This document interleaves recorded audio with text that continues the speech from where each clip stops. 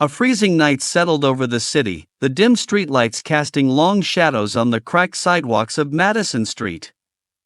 Officer Ryan Carter dragged himself along after a grueling 12-hour shift, his legs weighed down as if made of lead, his breath forming thin white clouds in the frigid air. Exhaustion clung to him like a heavy coat, his eyes burning from lack of sleep, and his mind focused solely on the warm bed waiting for him at home. But then, cutting through the whistle of the wind against the old buildings, a strange sound slipped into his awareness, a soft, delicate patter of footsteps, barely audible, trailing behind him. Ryan turned around, and under the dim yellow glow of the streetlight, he saw it, a small dog, its brown fur matted and dirty, ribs sticking out under its thin coat. Its round, glassy eyes shimmered with a silent plea. "Get lost."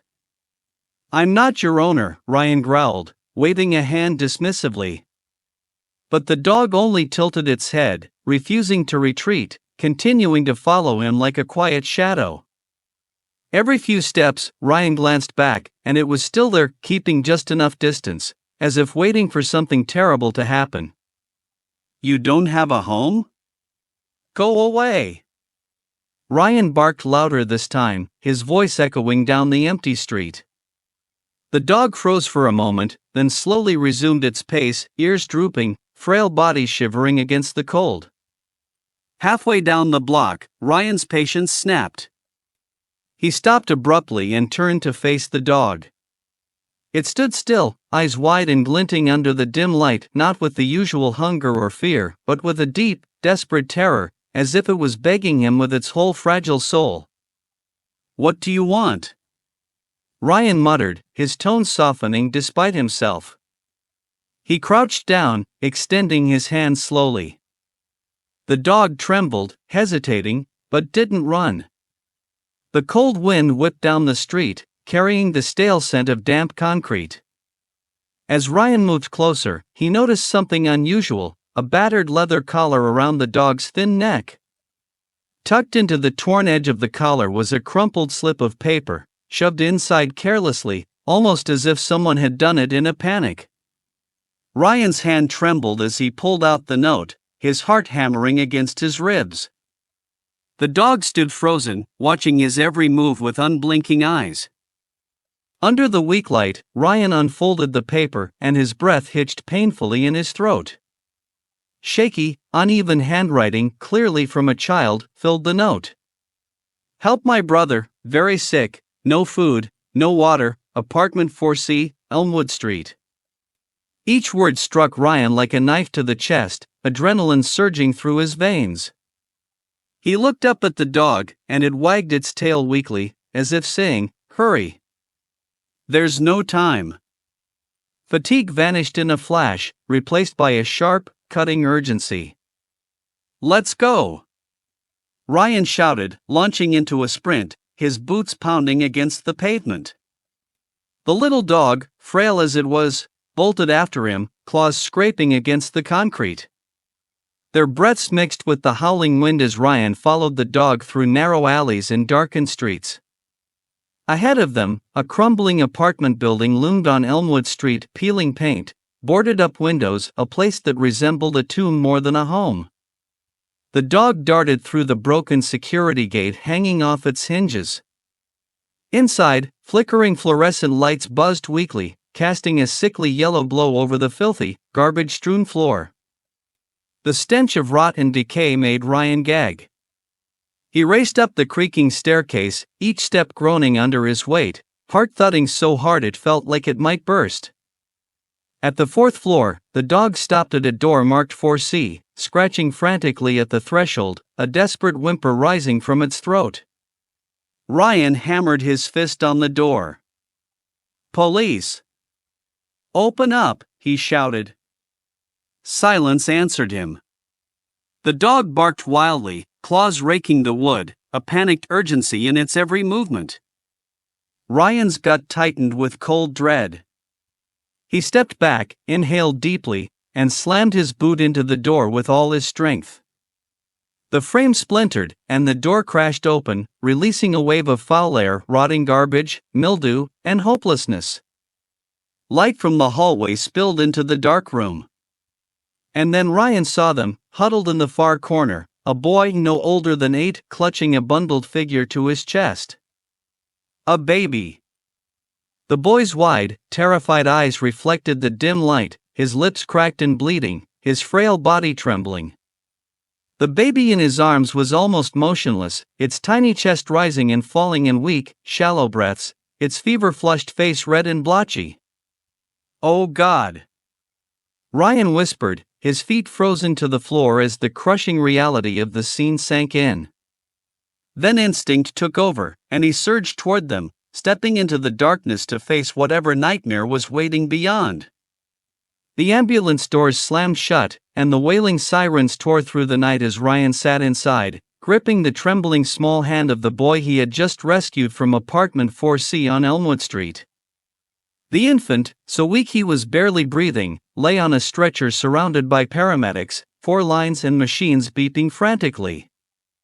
The small dog, now named Hero by a nurse touched by its loyalty, curled up in Ryan's lap, its eyes fixed on the older boy. The boy, with sunken eyes and a pale face, said nothing. He only clung to Ryan's hand as if it were the last thread keeping him from falling into darkness. At the hospital, the harsh white lights from the ceiling beamed down on the seemingly endless hallway. Ryan stood outside the emergency room, still feeling the lingering warmth from the boy's hand. The doctors reported that the infant, called Lucas by the older boy in a frantic whisper, was in critical condition, severe dehydration, malnutrition, and a dangerously high fever. The older boy, temporarily named Noah by a social worker who had heard him muttering the name in his sleep, was also severely weakened but refused to leave his brother's side for even a second. Ryan couldn't leave either. He stood there, watching through the glass window of the emergency room, his heart heavy as he saw Noah curled up on a chair, arms wrapped tightly around himself in a protective shell. Hero, though barred from the sterile area, lay just outside the door, nose pressed against the glass as if trying to push past the barrier to be with Noah. When the social workers arrived, with their files and professional voices, they suggested placing the 2 brothers in an emergency foster home. But Ryan felt a jolt of electricity course through his body. No, he couldn't let them disappear into the system, couldn't let them be separated or harmed again. "I'll take them," he said firmly, his voice cutting through the room like steel. The social worker, Sarah Brooks, looked at him with skepticism, but Ryan didn't waver. "They need me. And I need them." The following days were a whirlwind of paperwork, background checks, and tense conversations with social services. Ryan brought Noah and Lucas to his modest house on Oak Ridge Street, a simple home with faded blue paint and a white fence in need of repair. He scrambled to prepare a crib for Lucas, a bunk bed for Noah, and even a food bowl for Hero, now officially part of the family. When Noah first walked into the house, he said nothing. He stood at the door, eyes scanning the room like a trapped animal, clutching Lucas tightly despite Ryan's offer to help.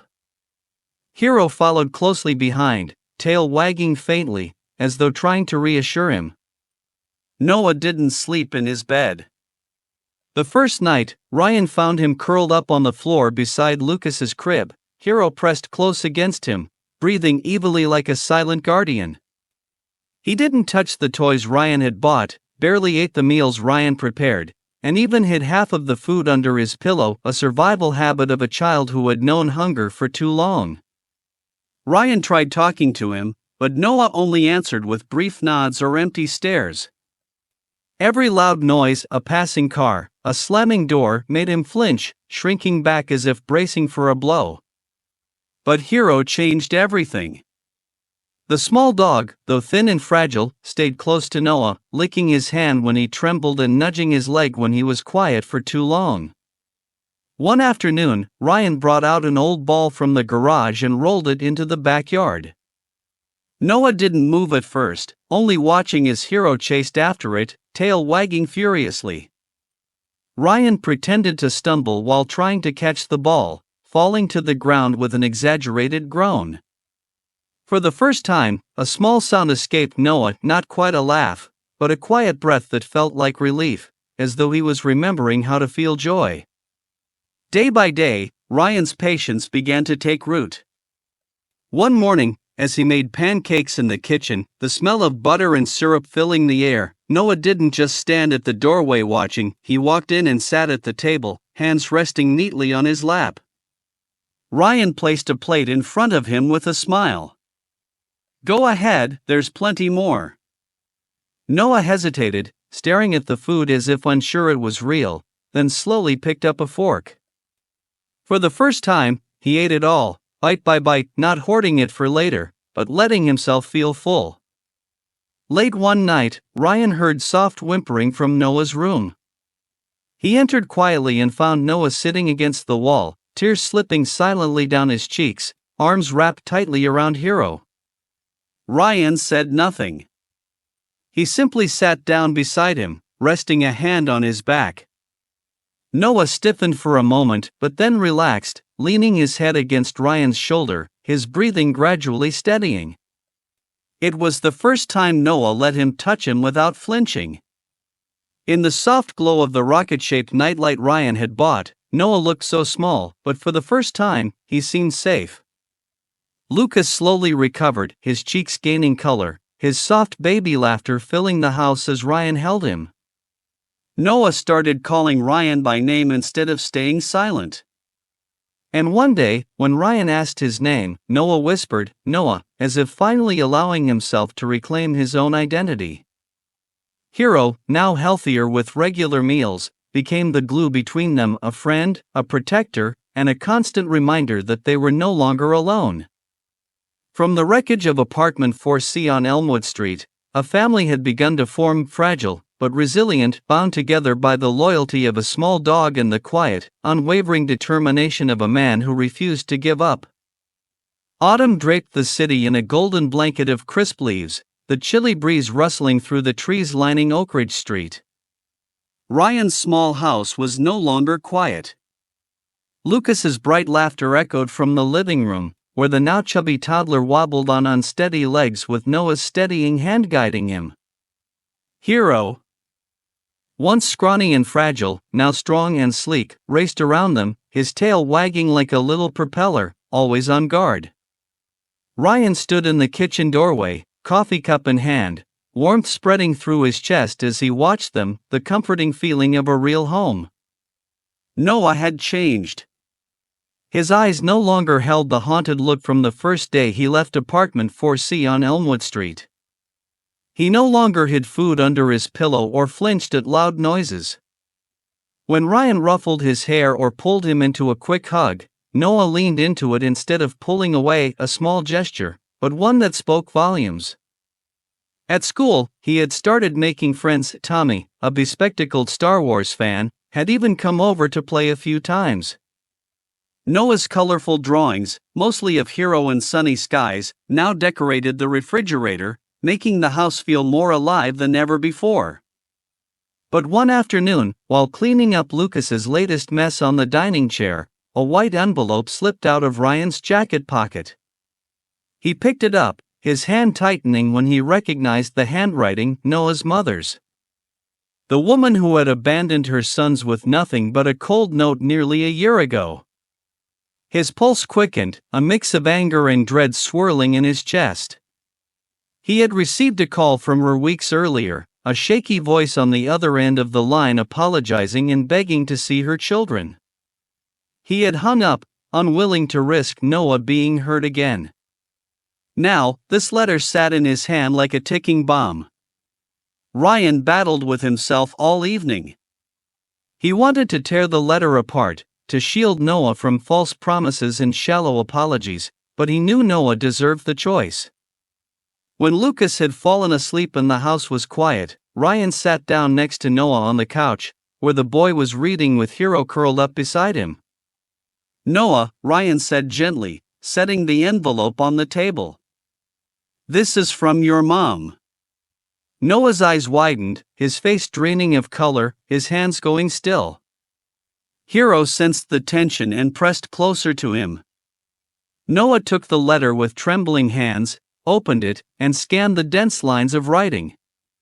Ryan watched, ready to step in if needed, but Noah's face remained unsettlingly calm. When he finished reading, Noah folded the letter and set it down. His voice was steady but hollow. "She wants to see me. Says she's sorry. Says she's changed." He shook his head, a faint, bitter smile crossing his lips.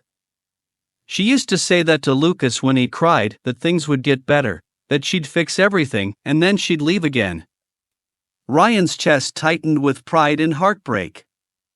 Noah, only 8 years old, had already learned to see through empty words. That night, Ryan watched as Noah quietly tossed the letter into the trash and walked away without a backward glance, Hero trailing at his side. The next day, Ryan decided to make things permanent. He had been carrying the adoption papers in his pocket for days, and now was the right time.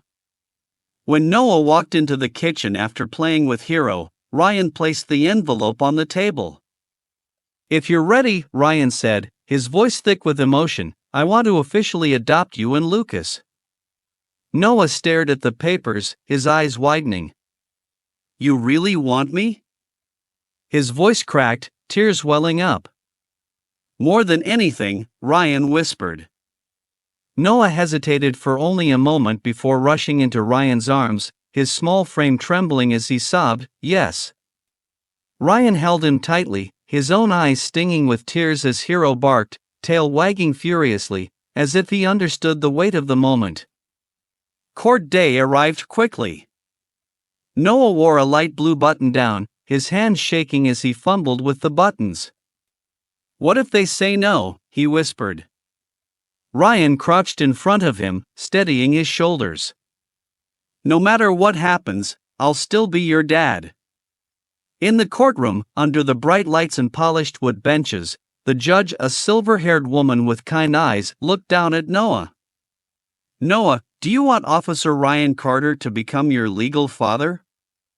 Noah took a deep breath, clutching Hero's fur, and answered in a clear, steady voice. "Yes." The sound of the pen scratching against paper sealed it. When they left the courthouse, Ryan tousled Noah's hair, and they both laughed as Hero bounced around them, barking joyfully.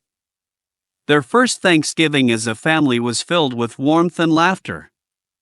The kitchen smelled of pumpkin pie and roasted turkey, and Ryan's friends filled the house with chatter and cheer. Noah, shy at first, finally spoke up when everyone shared what they were thankful for. "Hero," he said, smiling at the dog. Then, after a pause, he added softly, "and Dad." That night, as Ryan tucked him into bed, Noah suddenly whispered, "Dad, I love you." Ryan's heart stopped for a beat before he gathered Noah into his arms. "I love you too, buddy." In the soft glow of the rocket-shaped nightlight, Noah drifted off to sleep with Hero curled up beside him, no longer curled into a defensive ball but relaxed and at peace. From the wreckage of apartment 4C on Elmwood Street, they had built something unbreakable, a family, not bound by blood, but by love and the unwavering decision to stay.